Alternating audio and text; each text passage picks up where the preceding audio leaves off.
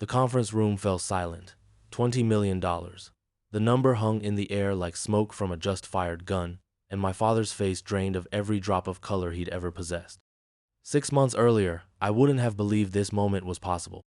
6 months ago, I was just another desperate entrepreneur with a dream and empty pockets, standing in my childhood kitchen while my father delivered the words that would change everything between us forever. The coffee had gone cold in my hands that morning. I'd rehearsed this conversation 100 times, practiced every angle, every emotional appeal. 3 years of sleepless nights building something revolutionary. 3 years of believing that when the moment came, family would mean something. He didn't even look up from his newspaper when I started talking. The Wall Street Journal spread across our kitchen table like a barrier between us, and Dad's reading glasses perched on his nose as if they were armor against whatever I was about to ask. "I need your help," I'd said, my voice barely steady. The paper rustled, still didn't look up. "It's a marketplace platform that connects small manufacturers with retailers directly. No middlemen, no markup inflation. We're talking about revolutionizing supply chain efficiency on a scale that could impact millions of small businesses." Nothing. The man who taught me to ride a bike, who attended every soccer game, who used to say I could accomplish anything if I put my mind to it, acted like I was speaking a foreign language. "Dad, I'm not asking for charity. This is an investment opportunity. We've got the prototype working. Early user feedback is incredible. We just need capital to scale." Finally, he folded the newspaper down. Those same eyes that used to light up when I showed him my report cards now looked at me like I was a stranger who'd wandered into his house. "How much?" My throat felt like sandpaper. 200,000. The laugh that came out of him wasn't warm, it wasn't encouraging, it was the sound a judge makes before delivering a life sentence. $200,000 for what? Another tech fantasy that'll be worthless in 6 months? Another app that nobody needs? "It's not an app, Dad, it's infrastructure. It's solving real problems for real businesses." He stood up from the table, and I watched 30 years of father-son bond crumble in real time. "You know what your problem is? You think the world owes you success. You think because you've got some coding skills and a fancy business plan, money should just fall from the sky." The kitchen suddenly felt smaller, colder. "I've worked 70-hour weeks for 3 years on this." "Work." He almost spat the word.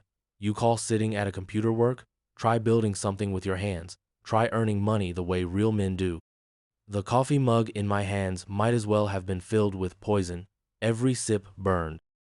"I'm not asking you to understand the technology, Dad. I'm asking you to trust me, to believe in me the way a father should believe in his son." The silence stretched between us like a chasm. When he finally spoke, his voice carried the finality of a gravestone inscription. "I'm not giving you $200,000 to waste on some pipe dream. You want money? Get a real job. Stop chasing fantasies." The drive home felt endless. Every red light, every stop sign, every mile between his house and mine gave me more time to process what had just happened. My own father. The man who used to tell me I could move mountains if I put my mind to it. The man who helped me build my first computer when I was 12. Gone. But pain has a way of crystallizing into something harder, something more useful. That night, I made a decision that would define everything that followed. If family wouldn't bet on me, I'd find someone who would. If blood meant nothing when it came to believing in potential, then I'd build my empire with strangers who understood vision when they saw it. The seed funding came from an angel investor in Silicon Valley who understood what we were building. $50,000 and a connection to his network. Not enough to fully launch, but enough to prove concept on a small scale. 3 months later, we had our first 10 clients. Small manufacturing companies who saved an average of 30% on their distribution costs within 60 days of joining our platform. The numbers didn't lie, and neither did the testimonials. The Series A funding round came faster than I had expected. Venture capitalists who did their homework, who understood that disrupting supply chain inefficiencies wasn't just profitable, it was inevitable. Someone was going to build this platform, we just happened to be first. $1.7 million. The notification hit my phone while I was standing in the same kitchen where my father had destroyed my confidence 6 months earlier. This time, I was alone. No audience for my vindication except the coffee maker that had witnessed my humiliation. But vindication wasn't enough anymore. Success felt hollow when the person whose approval you'd craved your entire life had already written you off as worthless. I didn't call him, didn't send a text, didn't drive over with printouts of our funding announcement. Pride works in mysterious ways, and mine had been wounded too deeply for simple gestures. Instead, I focused on building, on scaling, on proving that his lack of faith had been the biggest investment mistake of his life. The platform exploded. By month 8, we had over 300 manufacturers and 1,500 retailers using our system. By month 10, we were processing over $2 million in transactions weekly. By month 12, Forbes was calling us one of the fastest-growing B2B platforms in the country. The Series B funding round brought in $12 million and attracted attention from some of the biggest names in venture capital. Goldman Sachs started making inquiries. McKinsey published a case study on our business model. Harvard Business School requested permission to include us in their curriculum on supply chain innovation. And through it all, silence from the man whose DNA I carried but whose faith I lost forever. The irony wasn't lost on me that we were helping family businesses thrive while my own family relationship withered into nothing. Every success felt simultaneously like a victory and a funeral. But the universe has a sense of humor that borders on cruelty. The call came on a Tuesday morning while I was reviewing quarterly projections in our new downtown office. 40 employees now. Glass walls and modern furniture, and that electric energy of a company that knows it's going somewhere important. My assistant knocked on my door with an expression I couldn't read. "There's someone here to see you. Says he's your father." Time stopped. The spreadsheets on my monitor suddenly became meaningless. The strategic partnerships we'd been negotiating faded into background noise. "Send him in." He looked smaller somehow, older. The confidence that had filled our kitchen 18 months ago seemed to have leaked out of him like air from a punctured tire. His eyes swept across my office. The awards on the wall, the framed Forbes article, the view of the city skyline that success had purchased. "Nice place," he said, and his voice carried none of the dismissiveness I remembered. We sat across from each other with my desk between us like a negotiating table, neither of us knowing how to bridge 18 months of silence and accumulated hurt. "I've been following your progress," he said finally. "Have you?" Hard not to when every business journal in the country is writing about you. The conversation felt like defusing a bomb. One wrong word and everything would explode. "What can I do for you, Dad?" He shifted in his chair, uncomfortable in a way I'd never seen him before.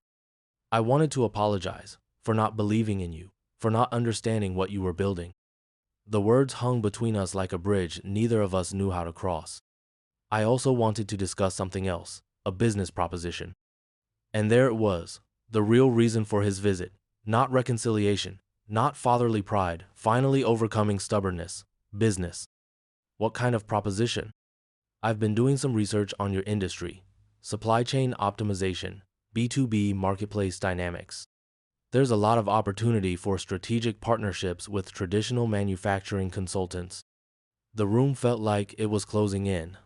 My own father, pitching me business ideas after refusing to believe in my vision when it mattered most.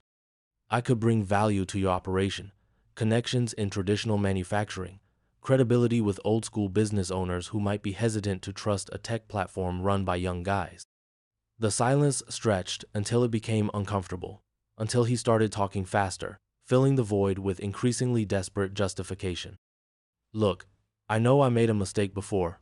I know I should have supported you from the beginning, but that doesn't mean we can't work together now. I could be useful. I could add value." "What exactly are you proposing?"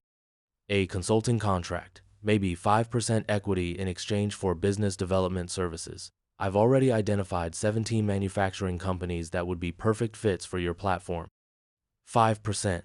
The number landed like a slap. 5% of a company that was already worth more than his net worth. 5% of something he'd called worthless when it needed him most. "I'll need to think about it," I said, because saying anything else would have required emotions I wasn't ready to process. He left his business card on my desk. Thomas Mitchell, manufacturing consultant. Like we were strangers who just met at a networking event. After he left, I sat in my office staring at that business card until the words blurred together. The man who taught me to throw a baseball had just pitched me like a client. The father who used to tuck me in at night had scheduled a meeting to discuss equity percentages. But the universe wasn't finished with its cosmic joke. 2 weeks after my father's visit, Goldman Sachs requested a formal meeting to discuss acquisition potential. Not just investment, full acquisition. The preliminary numbers they floated made my head spin. Conservative estimates put our valuation at over $200 million.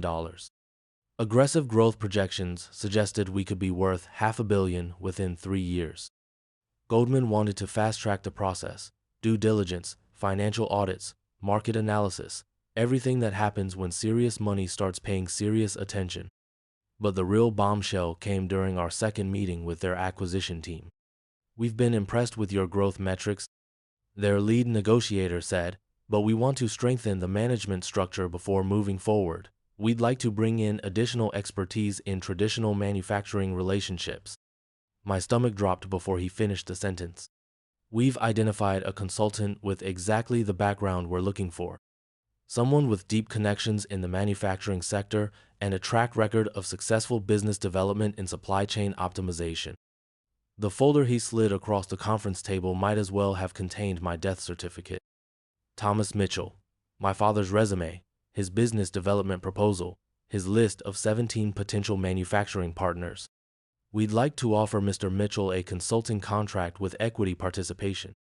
Given his potential value add to the acquisition, we're prepared to offer him 10% equity and a seat on the advisory board." 10% of a company worth $200 million, $20 million for the man who'd refused to invest $200,000 when it could have changed both our lives.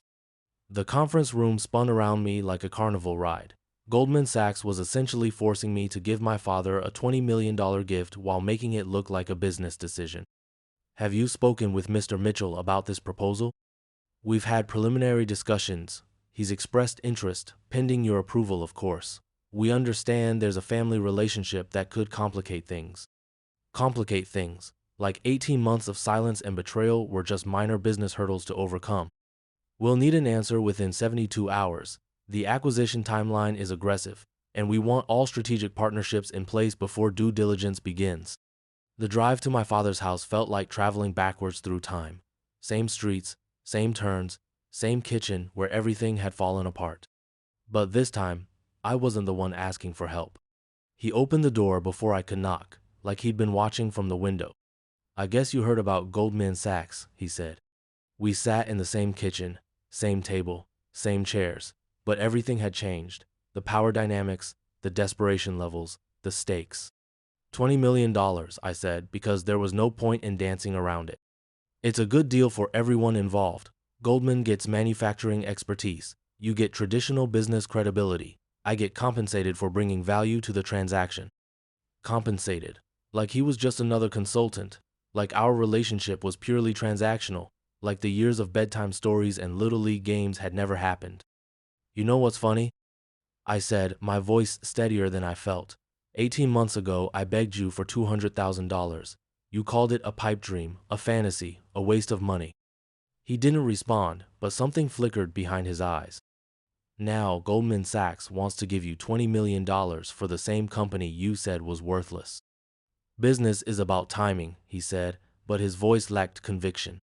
"No, Dad. Business is about vision. It's about seeing potential when others can't. It's about believing in people when they need it most." The kitchen that had once felt warm and safe now felt like a courtroom where we were both judge and jury. "You could have been part of this from the beginning. You could have been my partner instead of Goldman's consultant. You could have been my father instead of a stranger angling for equity percentages. I'm still your father." "Are you?" Because fathers support their children. They believe in their children. They don't wait until the rest of the world validates their children's dreams before deciding those dreams might be worth something. The silence stretched between us like an ocean, too wide to cross, too deep to bridge. "I'm going to tell Goldman no," I said finally. His face went white. "What?" "I'm going to decline their acquisition offer. No deal, no $20 million for you, no validation of your business development expertise. You can't be serious. This is the opportunity of a lifetime." "For who? For you? Because it sure as hell isn't for me anymore." I stood up from the table where I'd once eaten thousands of family dinners, where homework battles had been fought and birthday cakes had been shared and dreams had been encouraged until they became inconvenient.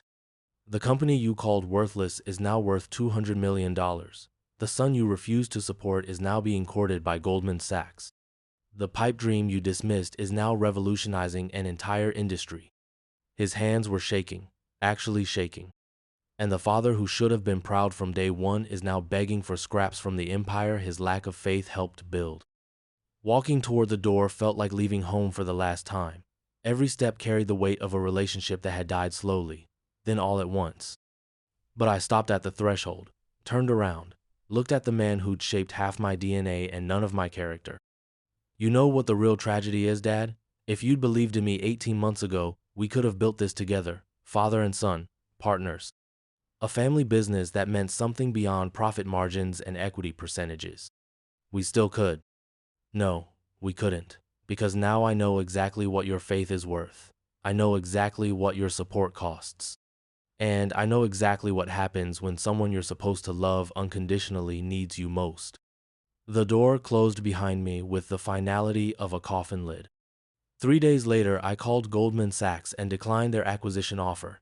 Not because $20 million wasn't life-changing money, not because the deal wasn't financially sound, but because some principles are worth more than profit. We took our company public 18 months later. IPO valuation, $420 million. Forbes featured me on their cover. Harvard Business School invited me to speak. TED Talks came calling. And through it all, my phone never rang with congratulations from the man whose approval had once meant everything. Success tastes different when you earn it alone. Sweeter in some ways, more bitter in others, but entirely yours. Sometimes I wonder if he watches our stock price, if he reads the articles about our expansion into international markets, if he calculates what 10% of 400 million would have meant for his retirement. Sometimes I wonder if he regrets more than just the money, if he misses more than just the opportunity, if he understands that he didn't just lose an investment when he refused to support my dream. A lost a son. The conference room where Goldman Sachs made their offer sits empty now in their Manhattan office. But sometimes, when I'm closing deals or meeting with investors or building the future one partnership at a time, I think about that moment when $20 million hung in the air between us like smoke from a fired gun. And I remember my father's face draining of color as he realized the cost of not believing in the people who need you most. Some lessons are worth more than money. Some victories cost more than defeats. And some relationships break so completely that no amount of success can repair them. But building something meaningful from nothing, that's still worth everything. Even when you have to do it alone.